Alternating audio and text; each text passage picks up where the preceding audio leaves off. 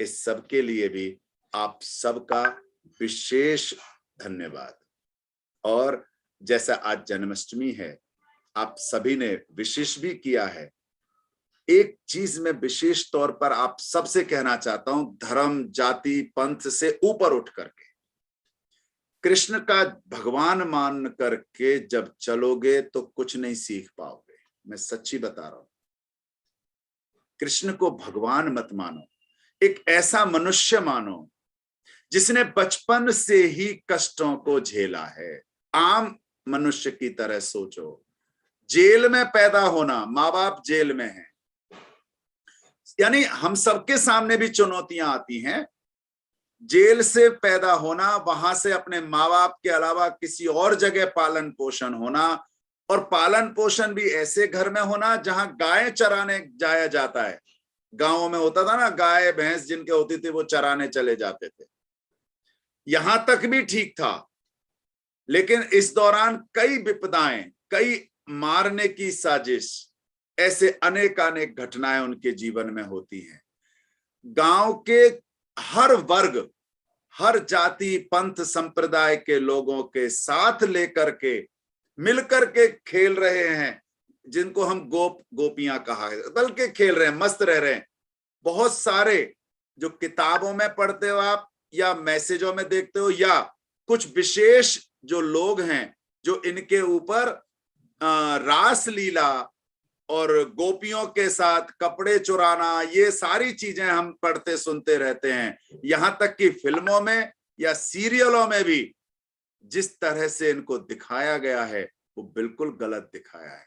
आपको आश्चर्य होगा, 9 वर्ष की उम्र में जो बच्चा, आप कल्पना करो आपके छोटे भाई बहन 9 वर्ष की उम्र से छोटा बच्चा हो, तब तक की ये सारी घटनाएं हो चुकी थी। उसके बाद वो मथुरा आ जाते हैं। मथुरा आने के बाद दोबारा किसी भी गोपियां, गोपिका या राधा वगैरह से नहीं मिलते हैं। फिर कहां से ये सारी रासलीलाएं हो गई, कहां से ये सारे हो गए? ये कुछ गिने चुने लोग सिर्फ अपने फायदे के लिए ऐसे रस भर देते हैं और अपना प्रचार करते हैं। ये सब गलत बकवास वाली बात है। वहां से अपने माँ बाप को जेल से छुड़ा करके, कंस को मार करके, यहां भी फिर विपदाओं ने पीछा नहीं छोड़ा। अलग नगरी बनाते हैं द्वारका, फिर स्कूल जाते हैं। मैं आपको वो चीज बता रहा हूं जो शायद आपको नहीं पता। फिर विद्यालय जाते हैं, संदीपनी नाम के गुरु होते हैं उनके। आप सबने और समाज में भी केवल बाल लीलाएं दिखा देते हैं, माखन चोर गोपियों के साथ, ये रास लीला, भजन, ये सब राधा के साथ। ये सब 8-9 साल की उम्र तक का बच्चा था वो। लेकिन 9 साल की उम्र के बाद फिर जिस तरह से इसको स्कूल गए संदीपनी, और आपको आश्चर्य होगा, मैं बड़ी बड़ी बात बता रहा हूं आपको, उनका जो गुरु, हमारे यहाँ पहले परंपरा क्या थी कि जो गुरु के यहाँ पढ़ते थे उन्हें गुरु दीक्षा देनी पड़ती थी, गुरु दक्षिणा देनी पड़ती थी, चाहे वो कुछ भी दें।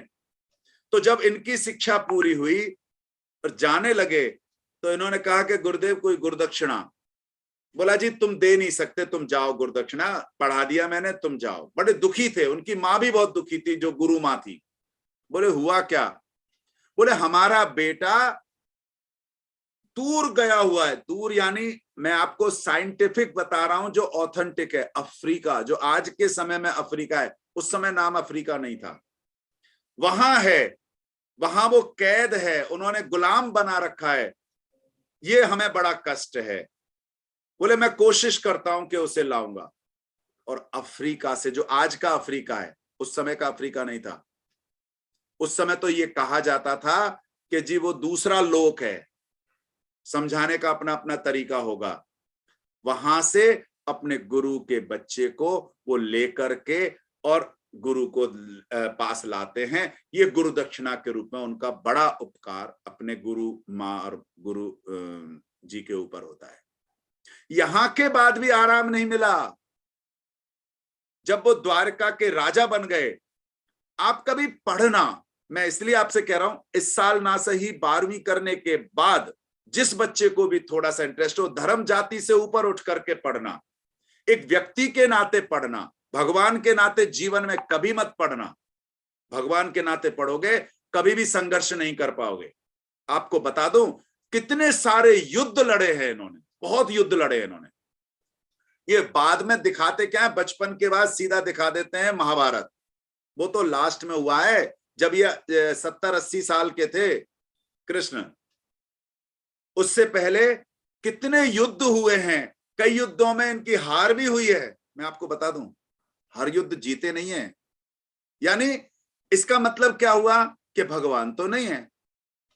जीवन में अनेकानेक, यानी कभी भी चैन से राजा नहीं बन करके बैठ पाए, मैं आपको ये बताना चाहता। और उसके बाद पांडवों के साथ जब मिले, ये रिश्तेदार थे, मैं आपको बता दूं।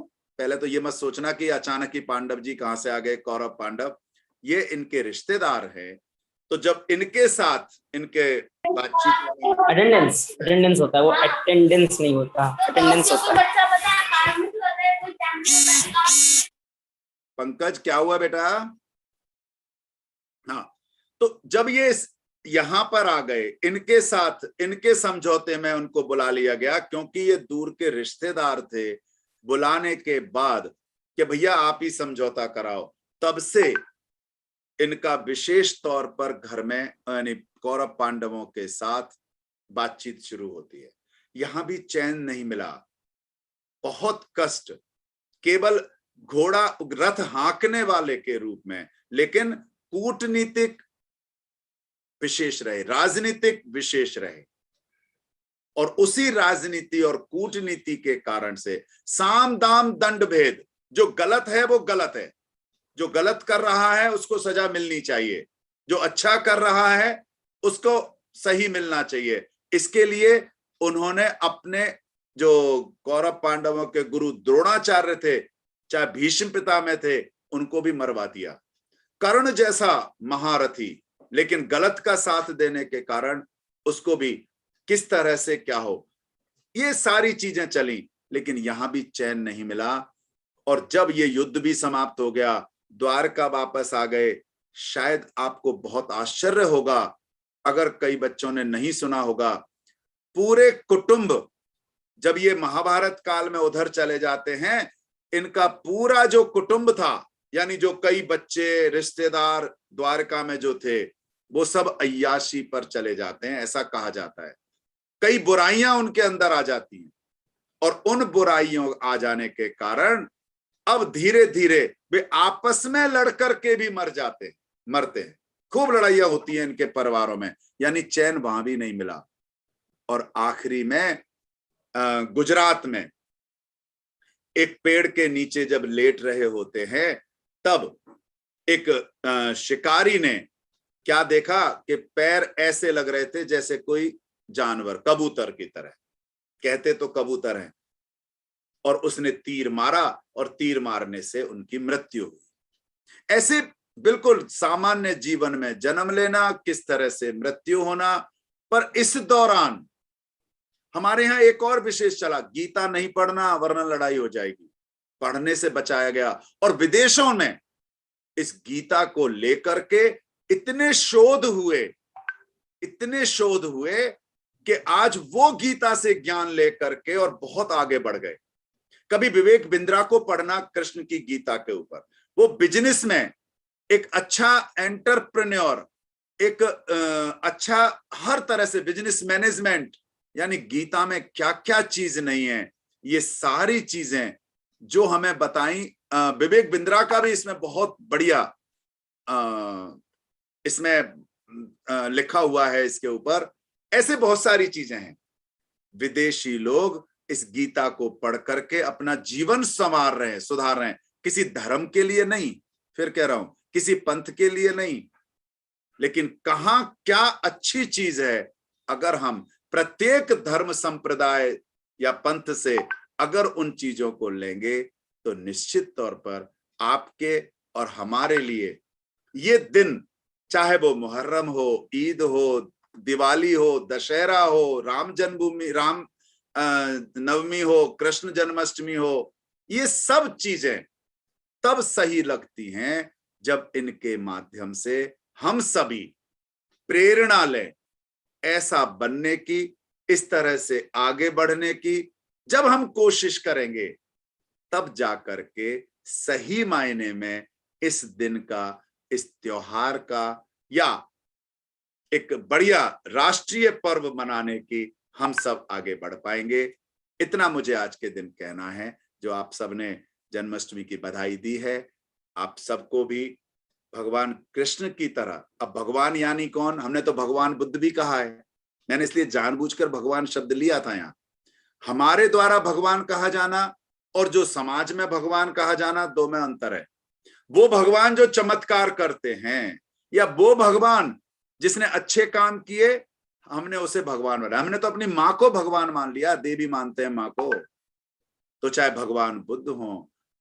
अब हम जिसे भगवान कह देते हैं, कोई पंथ वाले उसे शायद गुरु नानक देव के रूप में, कोई जैन महावीर जी के रूप में, तो हमारे अल्लाह के रूप में या मोहम्मद साहब के रूप में, ऐसे बहुत सारे रूपों में जिन्होंने समाज में अच्छे काम किए हैं।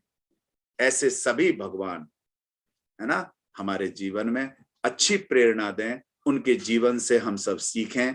इतना कह करके आज जन्माष्टमी के इस पर्व पर अपनी बात पूरी करता हूं।